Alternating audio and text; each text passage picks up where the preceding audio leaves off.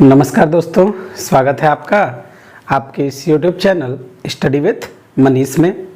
दोस्तों, भारत के संवैधानिक विकास में हम लोगों ने भारत शासन अधिनियम 1909 तक पिछली क्लास में चर्चा कर ली थी। आज की क्लास में हम लोग बात करेंगे भारत शासन अधिनियम 1919 और भारत शासन अधिनियम 1935। तो चलिए जरा आइए डिस्कस करते हैं पहला टॉपिक अपना आज का, जिसका नाम है क्या? जिसका नाम है भारत शासन अधिनियम 1919। चलिए जरा ध्यान से समझने का प्रयास करते हैं कि भारत शासन अधिनियम आखिर भारत में पेश क्यों किया गया, कारण क्या था भारत शासन अधिनियम का भारत में पेश किए जाने का, इसके पीछे की परिस्थितियां क्या थी, जरा उनकी चर्चा करते हैं। देखिए, मैंने आप लोगों को पिछली क्लास में बताया था कि 1909 के अधिनियम में एक प्रावधान किया गया था, जिस प्रावधान को आप लोग मुस्लिम पृथक निर्वाचन के नाम से जानते हैं। इस मुस्लिम पृथक निर्वाचन ने भारतीय समाज को उग्र बना दिया। आप देखेंगे कि मुस्लिम और हिंदू इसमें आपसी वैमनस्य बढ़ा, और आपसी वैमनस्य के कारण आप देखेंगे तो बहुत सारी दिक्कतें भारत में होनी शुरू हुई। लेकिन आगे चल करके 1916 में आप देखेंगे तो कांग्रेस और मुस्लिम लीग में समझौता होता है, और इस समझौते के बाद आप देखेंगे 1909 का जो भारत शासन अधिनियम था उसकी बहुत सारी बुराइयां निकल करके सामने आनी शुरू होती हैं, और 1909 का भारत शासन अधिनियम देखेंगे आप पूरी तरीके से फेल हो जाता है। और जब 1909 का भारत शासन अधिनियम पूरी तरीके से फेल होता है, उसके बाद आप देखेंगे कि भारत में लोकमान्य तिलक और एनी बेसेंट के द्वारा होम रूल लीग आंदोलन बहुत तेजी से आगे बढ़ाया जाता है। भारत में होम रूल लीग आंदोलन भी चल रहा है, मुस्लिम कांग्रेस लीग में समझौता भी हो चुका है, और ये वो समय है जिस समय 1914 से लेकर के 1918 तक आप देखेंगे तो प्रथम विश्व युद्ध की परिस्थितियां समाप्त हो चुकी हैं। लेकिन प्रथम विश्व युद्ध के दौरान आप देखेंगे जो अंग्रेजों ने भारतीय सेनाओं का प्रयोग किया, उससे भारतीय जनमानस में बहुत ज़्यादा रोष उत्पन्न हुआ। इन्हीं सब परिस्थितियों को देखते हुए भारत में पेश किया गया था आपका भारत शासन अधिनियम 1919। इसके लिए आप देखेंगे तो इस समय भारत सचिव हुआ करते थे, नाम था उनका मॉन्टेग्यू। जरा ध्यान से समझिएगा, भारत सचिव हुआ करते थे, भारत सचिव के पद पे थे मॉन्टेग्यू। और मॉन्टेग्यू ने 1917 में एक घोषणा की कि क्या कहा इन्होंने अपनी घोषणा में? 1917 में इन्होंने एक घोषणा करी, और इस घोषणा में इन्होंने कहा कि हम भारत में क्रमिक रूप से उत्तरदायी सरकार का गठन करेंगे। क्रमिक रूप से उत्तरदायी सरकार का गठन करेंगे, सरकार का गठन करेंगे। मतलब क्या? भारत को स्वशासन देने का प्रयास करेंगे। ये बात कहा था किसने? भारत सचिव ने, कि हम भारत को धीरे धीरे स्वशासन की तरफ ले जाएंगे, भारत को खुद का शासन देंगे, कि भारतीयों के ऊपर शासन किसका हो? भारतीयों का हो। ये बात कहा था 1917 में किसने? मॉन्टेग्यू ने। और इन्हीं सब परिस्थितियों में भारत में एक अधिनियम पेश किया जाता है, जिसका नाम होता है भारत शासन अधिनियम 1919। भारत शासन अधिनियम 1919 के प्रावधानों की अगर बात करूं तो देखिए, भारत शासन अधिनियम 1919 को आप लोग एक और नाम से जानते हैं, जिसे आप लोग मॉन्टेग्यू चेम्सफोर्ड सुधार कहते हैं। मॉन्टेग्यू चेम्सफोर्ड सुधार, मैंने अभी बताया मॉन्टेग्यू क्या हुआ करते थे? भारत सचिव, और चेम्सफोर्ड जो थे ये भारत के वायसराय हुआ करते थे। उस समय चेम्सफोर्ड भारत के क्या हुआ करते थे? वायसराय हुआ करते थे। तो इन दोनों लोगों ने चूंकि मिल करके ये भारत शासन अधिनियम 1919 भारत में पेश किया था, इसीलिए इसे मॉन्टेग्यू चेम्सफोर्ड सुधार के नाम से भी जाना जाता है। अब जरा ध्यान से समझिएगा कि इस अधिनियम में प्रावधान क्या क्या किए गए, कौन कौन से प्रावधान थे इस अधिनियम में। तो चलिए जरा समझने का प्रयास करते हैं। पहले प्रावधान की बात करें मॉन्टेग्यू चेम्सफोर्ड सुधार के बारे में, पहला प्रावधान मॉन्टेग्यू चेम्सफोर्ड सुधार में ये किया गया, कहा गया कि इस अधिनियम के द्वारा कहा गया कि केंद्र में द्विसदनात्मक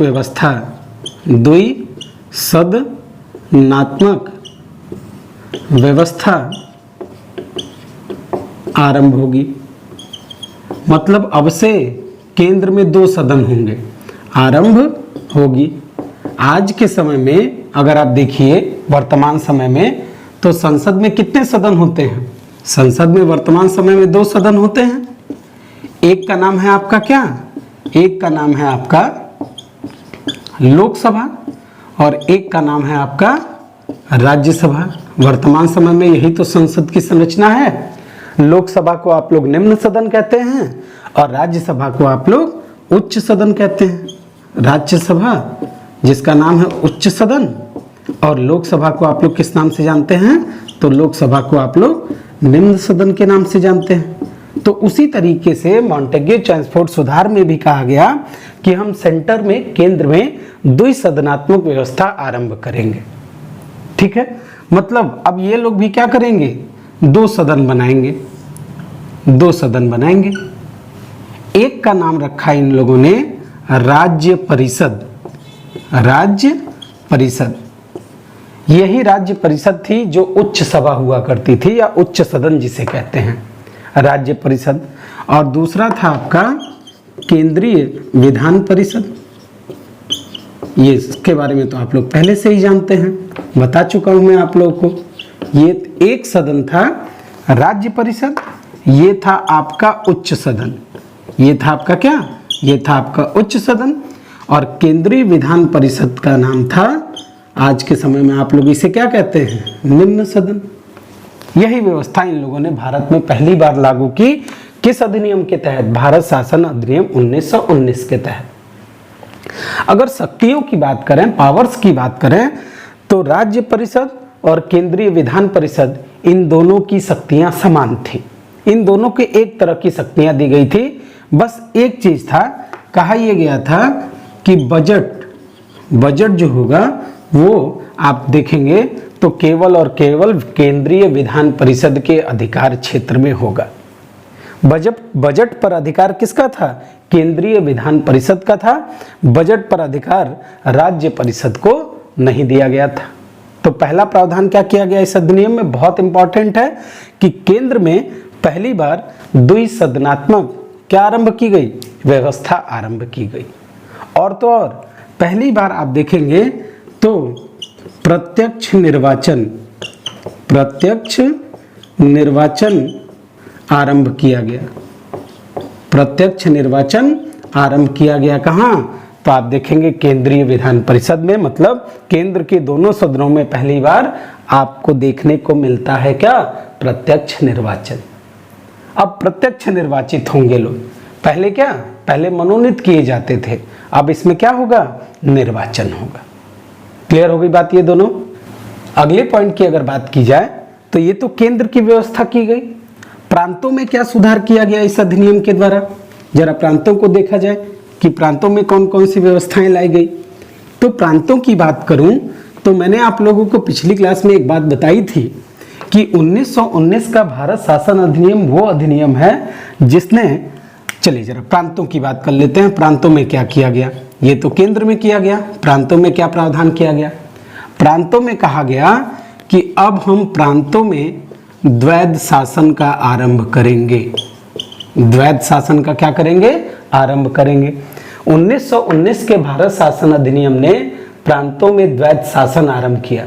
देखिए द्वैध शासन का जो विचार था ना, तो एक व्यक्ति हुआ करते थे जिसका नाम था लियोनल कर्टियस।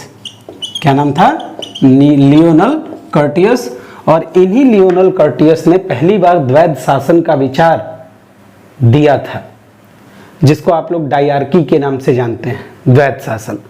तो लियोनल कर्टियस ने यह विचार दिया था और पहली बार भारत में द्वैध शासन बंगाल में रॉबर्ट क्लाइव ने लगाया था। अगर आप लोग को याद हो, हिस्ट्री वाले पोर्शन में आप लोग पढ़ते हैं।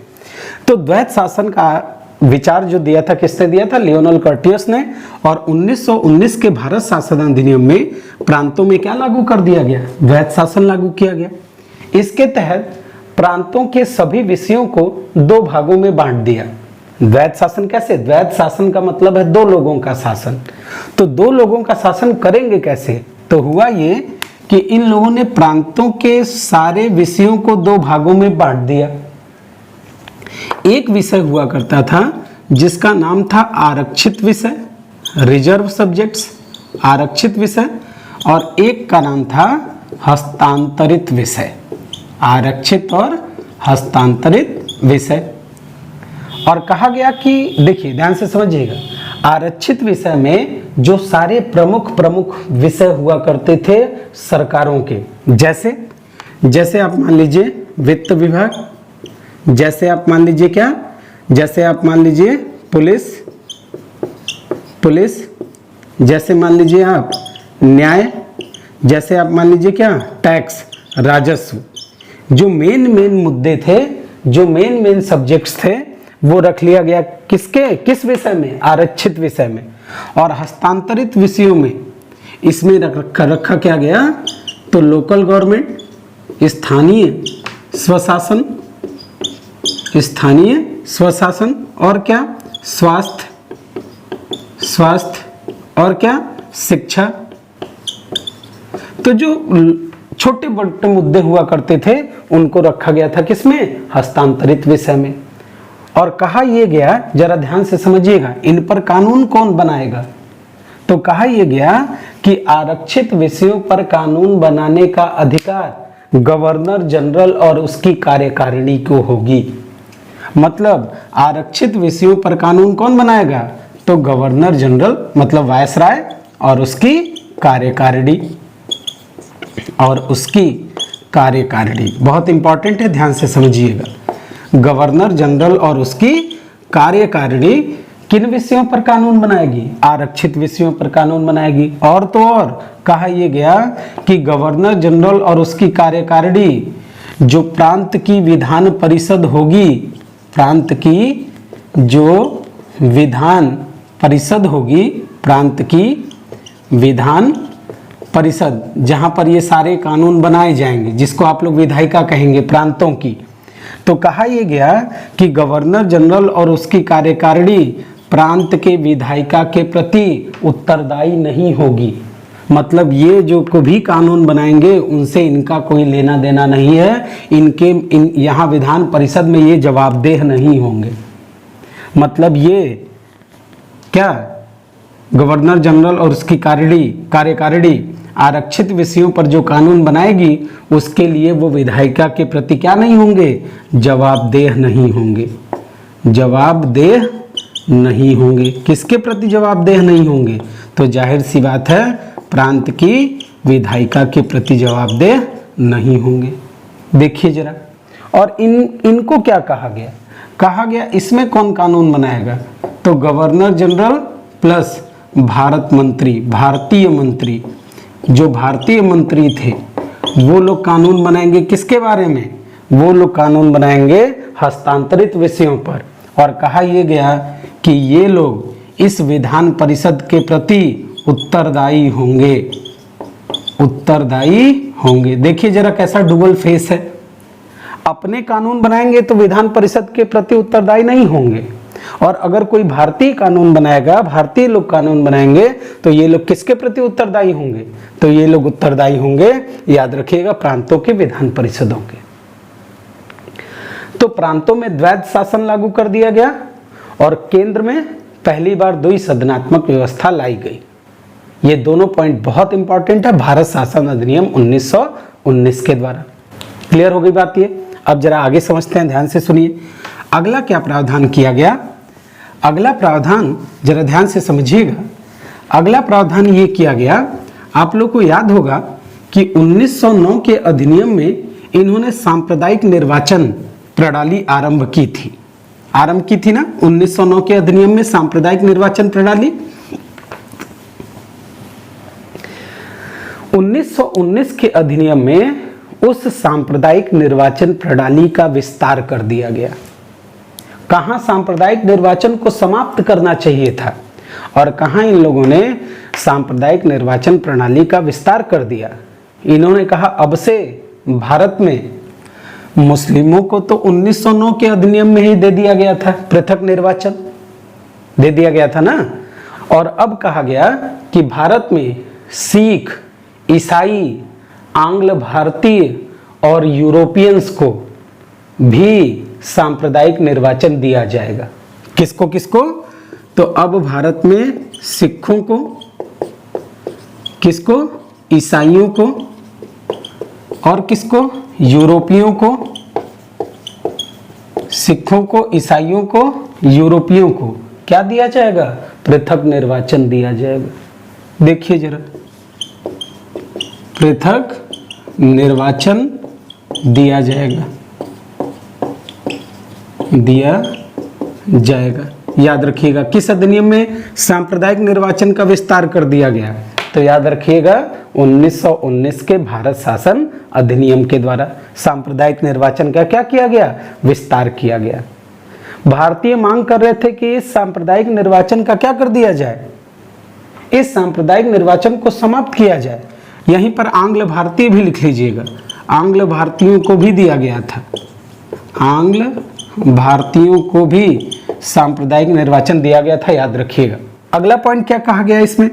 अगला पॉइंट ये कहा गया कि भारत में केंद्रीय लोक सेवा आयोग, केंद्रीय लोक सेवा बहुत इंपॉर्टेंट है ये, केंद्रीय लोक सेवा आयोग का गठन किया जाएगा। केंद्रीय लोक सेवा आयोग का गठन किया जाएगा। पहली बार प्रावधान किया गया इस अधिनियम में कि भारत में अब से क्या शुरू की जाएगी? केंद्रीय लोक सेवा आयोग। और इसी केंद्रीय लोक सेवा आयोग को 1935 के भारत शासन अधिनियम में संघ लोक सेवा आयोग के नाम से जाना जाएगा। वहां कह दिया गया कि अब संघ लोक सेवा आयोग होगा। आगे चल करके आप देखेंगे कि केंद्रीय लोक सेवा आयोग के गठन के लिए आप देखिए तो 1924 में ली आयोग का गठन किया जाएगा। बहुत इंपॉर्टेंट है, याद रखिएगा। 1924 में केंद्रीय लोक सेवा आयोग के गठन के लिए ली आयोग का गठन किया जाएगा और 1926 से केंद्रीय लोक सेवा आयोग की स्थापना की जाएगी।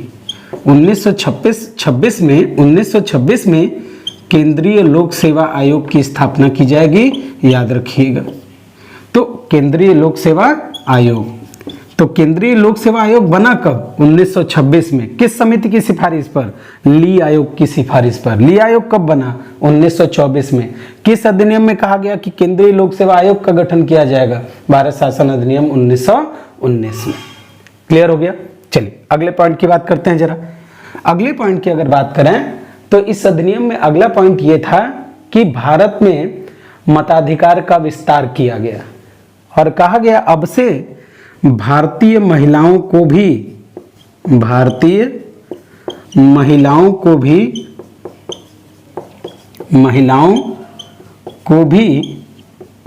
मत देने का अधिकार होगा। मत देने का अधिकार होगा। अब भारतीय महिलाओं को भी वोट देने का अधिकार दिया गया। किस अधिनियम के द्वारा? 1919 के भारत शासन अधिनियम के द्वारा। चलिए इसके बाद की अगर बात करें तो मैंने आप लोगों को एक बात बताई थी कि इंग्लैंड में भारत के ऊपर शासन करने के लिए भारत सचिव की स्थापना की गई थी और उसके 15 सदस्यीय परिषद की स्थापना की गई थी। तो कांग्रेस बहुत ज़्यादा विरोध कर रहा था इस चीज का कि भाई इनका खर्चा कहाँ से जाता था? इनका खर्चा भारतीय राजस्व से जाता था। तो कांग्रेस बार बार इस व्यवस्था का विरोध करती थी कि क्यों इनको खर्चा भारत से क्यों जा रहा है और काम कर रहे हैं ये लोग लंदन में। तो अंग्रेजों ने दिमाग लगाया, भारतीयों को थोड़ा संतुष्ट करने के लिए अंग्रेजों ने यहाँ पर दिमाग लगाया और अंग्रेजों ने क्या कहा जरा ध्यान से सुनिए।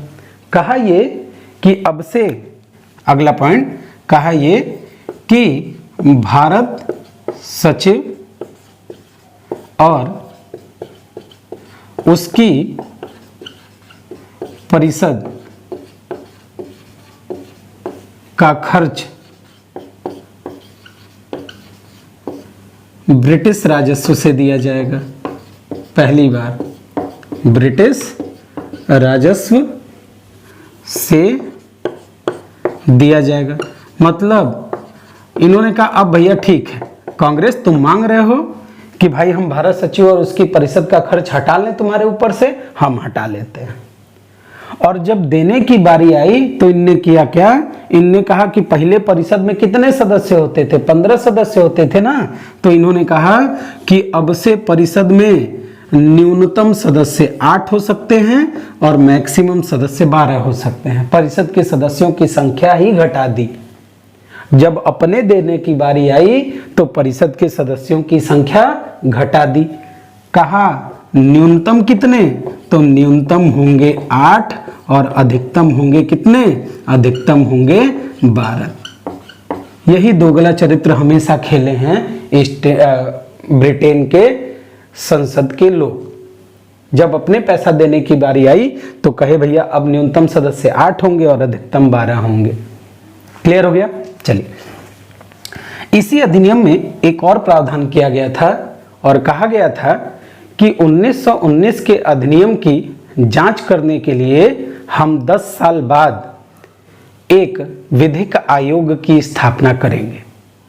मतलब कि 1919 का अधिनियम भारत में कितना सफल रहा या कितना असफल रहा, इसकी जांच करने के लिए हम क्या करेंगे, 10 साल बाद भारत में एक विधिक आयोग का गठन करेंगे। 10 वर्ष बाद क्या बनाया जाएगा, एक विधिक आयोग बनाया जाएगा। लेकिन हुआ क्या, 10 साल तो छोड़ दीजिए, आप लोग हिस्ट्री में, इतिहास में साइमन कमीशन का नाम सुनते होंगे और यही वो साइमन कमीशन था जिसका इन्होंने यहाँ पे जिक्र किया था कि हम विधिक आयोग बनाएंगे।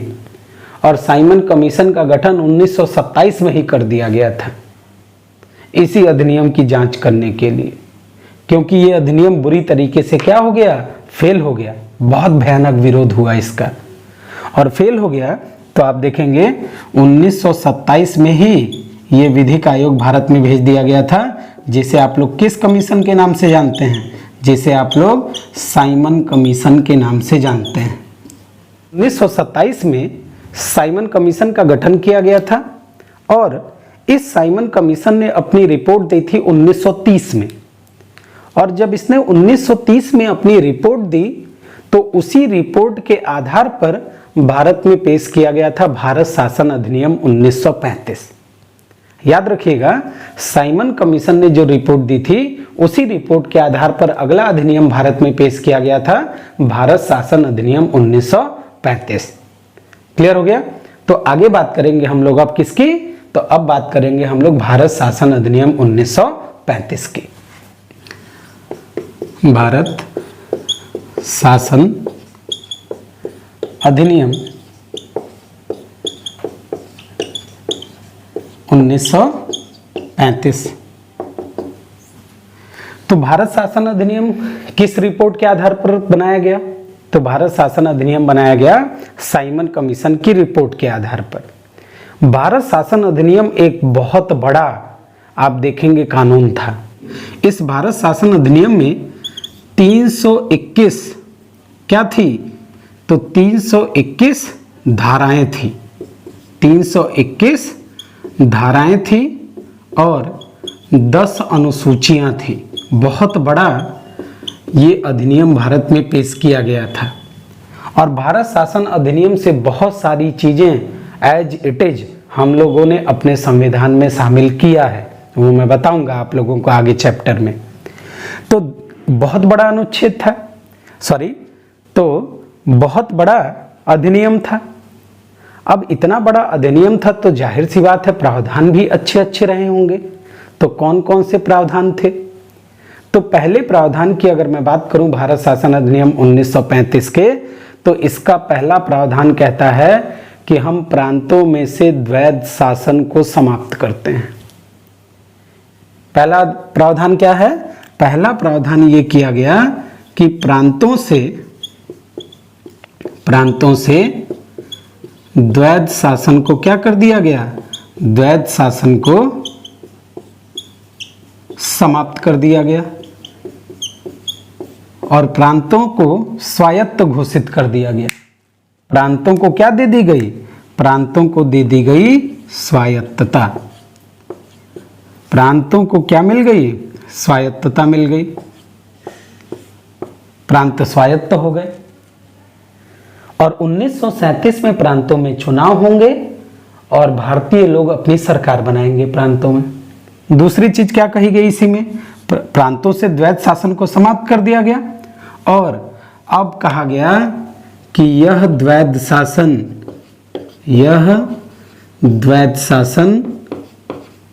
केंद्र में लागू होगा, केंद्र में लागू होगा। मतलब प्रांतों से द्वैध शासन को हटा करके द्वैध शासन को कहां लागू कर दिया, केंद्र में लागू कर दिया। और वही सेम तरीका था, केंद्र के विषयों को भी दो भागों में बांट दिया गया, आरक्षित और हस्तांतरित, आरक्षित और हस्तांतरित। वही सारे विषय, वही सारी बातें सेम टू सेम जो पहले प्रांतों में थी, वही सारी चीजें किसमें लागू कर दी गई, केंद्र में लागू कर दी गई। और प्रांतों को क्या कर दिया गया, स्वायत्त घोषित कर दिया गया। किस अधिनियम के द्वारा, भारत शासन अधिनियम 1935 के द्वारा। आप देखेंगे कि भारत शासन अधिनियम के द्वारा एक प्रावधान किया गया कि हम भारत में एक भारतीय संघ की स्थापना करेंगे। बहुत इंपॉर्टेंट है, जरा ध्यान से समझिएगा। कहा यह गया कि हम भारत में किसकी स्थापना करेंगे, भारतीय संघ की स्थापना करेंगे। अब भारत को यूनियन बनाया जा रहा है, संघ बनाया जा रहा है, तो प्रावधान तो कुछ होगा। आखिर भारतीय संघ में शामिल किसको करेंगे, तो इन्होंने दूसरा पॉइंट ये कहा कि हम भारत में भारतीय संघ की स्थापना करेंगे। अब स्थापना हुई या नहीं हुई वो तो दूसरी बात है, लेकिन कहा यह कि हम भारतीय संघ, भारत को एक यूनियन बनाएंगे, केंद्र सेंटर बनाएंगे, संघ की स्थापना करेंगे। और कहा गया कि इस संघ में 3 लोग शामिल होंगे, 3 लोग शामिल होंगे। कौन कौन लोग शामिल होंगे, तो किन क्षेत्रों को संघ में शामिल करेंगे भाई, तो पहला शामिल किया इन लोगों ने ब्रिटिश भारत को, दूसरा शामिल किया इन्होंने चीफ कमिश्नरी के प्रांत को,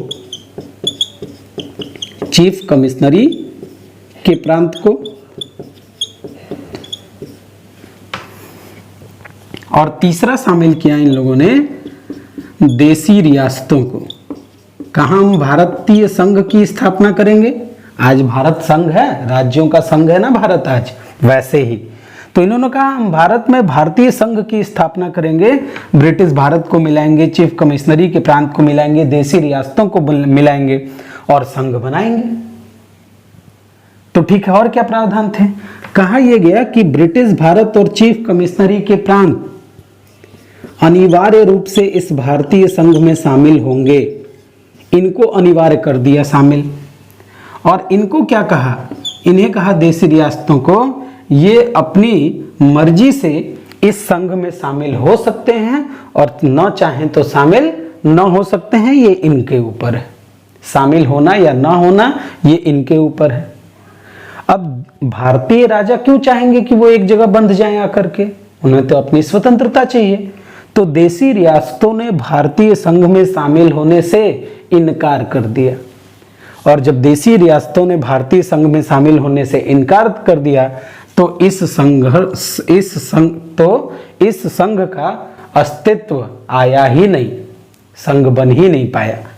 लेकिन इन्होंने कहा क्या था कि हम भारतीय संघ की स्थापना करेंगे। क्लियर होगी बात ये। अगला प्रावधान क्या था इसमें, जरा अगले प्रावधान की बात करें। अगले प्रावधान की बात करें दोस्तों तो देखिए, इसमें भारत की समस्त शक्तियों को 3 विषयों में, 3 सूचियों में बांट दिया गया। इसमें भारत के समस्त शक्तियों को जिन पर कानून बनाया जा सकता है उनको 3 भागों में बांट दिया। जरा ध्यान से सुनिएगा। और वो 3 भाग कौन कौन से थे? 3 सूचियां बनाई दरअसल इन लोगों ने। एक सूची का नाम रखा संघ सूची,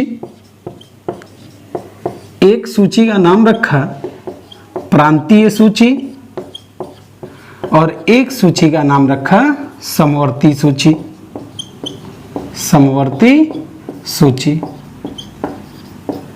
है ना। समस्त विषयों को 3 भागों में बांटा गया। भारत के समस्त विषयों को 3 भागों में बांटा गया। संघ सूची, प्रांतीय सूची और समवर्ती सूची। संघ सूची में वे विषय रखे गए जिन पर कानून बनाने का काम कौन करेगा? केंद्रीय विधान परिषद। इस पर कानून कौन बनाएगा? तो इस पर कानून बनाएगी केंद्रीय विधान परिषद। प्रांतों को तो स्वायत्त कर ही दिया गया है, तो प्रांतीय सूची में जो विषय शामिल होंगे इन पर कानून बनाएंगे प्रांतीय विधान परिषद, प्रांत के विधान परिषद। और समवर्ती सूची के विषयों पर इन दोनों को कानून बनाने का अधिकार दिया गया कि इन दोनों में से कोई भी कानून समवर्ती सूची के विषयों पर बना सकते हैं। दोनों को अधिकार था। क्लियर होगी बात ये। और कहा यह गया कि इन तीनों में जो विषय शामिल नहीं है, अलग अलग विषय डिसाइड किए गए इन तीनों सूचियों में, और कहा गया कि इन तीनों सूचियों में जो विषय शामिल नहीं होंगे वो होंगे अवशिष्ट विषय, अवशिष्ट शक्तियां, इसको आप लोग कहते हैं अवशिष्ट विषय। और अवशिष्ट शक्तियां किसको दी गई? अवशिष्ट शक्तियां दी गई वायसराय को। अवशिष्ट शक्तियां किसे दे दी गई? वायसराय को।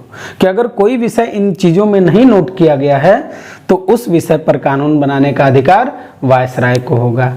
आज अवशिष्ट शक्तियां किसके पास हैं? कमेंट करके बताइएगा मुझे। आज भी भारत में देखिए संघ सूची, राज्य सूची और समवर्ती सूची है ना। तो बताइए जरा कि आज भारत में अवशिष्ट शक्तियां किसके पास हैं? ये कमेंट करके मुझे बताइएगा जरूर। इसके बाद अगर मैं बात करूं तो इसके बाद आप देखेंगे कि 1935 के भारत शासन अधिनियम के द्वारा जो भारत सचिव और उसकी परिषद थी उसमें एक परिवर्तन किया गया। परिवर्तन क्या किया गया? भारत की जो परिषद थी, भारत सचिव तो दूसरे हो गए और उनके परिषद में 15 सदस्य थे, तो कहा यह गया भारत परिषद को समाप्त किया जाता है। भारत परिषद को समाप्त किया जाता है। भारत परिषद को समाप्त कर दिया क्योंकि पैसा इनको देना पड़ रहा था ना। भारत परिषद को ही इन्होंने क्या कर दिया? समाप्त कर दिया। अगली बात कही गई कि भारत में संघ लोक सेवा आयोग, भारत में संघ लोक सेवा आयोग का गठन किया जाएगा। संघ लोक सेवा आयोग का गठन किया जाएगा। इसके साथ साथ प्रांतीय लोक सेवा आयोग का गठन किया जाएगा। प्रांतीय लोक सेवा आयोग का गठन किया जाएगा। और 2 या 2 से अधिक राज्यों के लिए संयुक्त लोक सेवा आयोग का गठन किया जाएगा। 2 या 2 से अधिक राज्यों के लिए संयुक्त लोक सेवा आयोग का गठन किया जाएगा। इसी अधिनियम में अगला प्रावधान ये किया गया था कि भारत में एक संघीय न्यायालय की स्थापना की गई। संघीय न्यायालय की स्थापना की गई। संघीय न्यायालय की स्थापना का प्रावधान किया गया। इस अधिनियम के तहत भारत में एक संघीय न्यायालय की स्थापना का प्रावधान किया गया। और यह संघीय न्यायालय भारत में पहली बार कहाँ स्थापित किया गया था? तो ये स्थापित किया गया था दिल्ली में 1937 ईस्वी में। प्रावधान कब किया गया था? भारत शासन अधिनियम 1935 में। और बनाया कब गया? दिल्ली में 1937 में। इस संघीय न्यायालय में एक मुख्य न्यायाधीश होता था एक क्या होता था, मुख्य न्यायाधीश, और इसके साथ साथ 6 अन्य न्यायाधीश होते थे। 6 अन्य न्यायाधीश होते थे।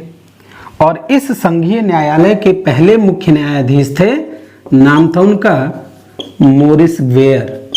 याद रखिएगा बच्चों, इस संघीय न्यायालय के पहले मुख्य न्यायाधीश हुआ करते थे, नाम था उनका मोरिस ग्वेयर। क्लियर हो गया? क्या नाम था? मोरिस ग्वेयर। बहुत बढ़िया।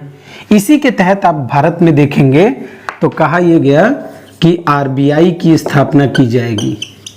आरबीआई की स्थापना की जाएगी। आरबीआई की स्थापना की जाएगी।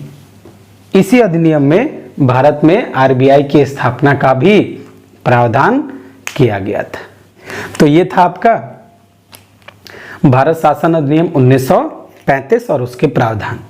तो बच्चों हम लोगों ने भारत शासन अधिनियम 1919 की बात कर ली, भारत शासन अधिनियम 1935 की बात कर ली, और अब जाकर के हम लोगों ने भारतीय संविधान में जो भारतीय संवैधानिक विकास की प्रक्रिया थी उसको समाप्त कर लिया है।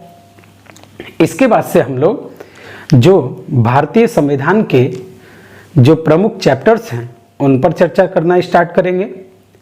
तो मिलते हैं आपसे एक और बेहतर क्लास में। तब तक के लिए धन्यवाद। जय हिंद।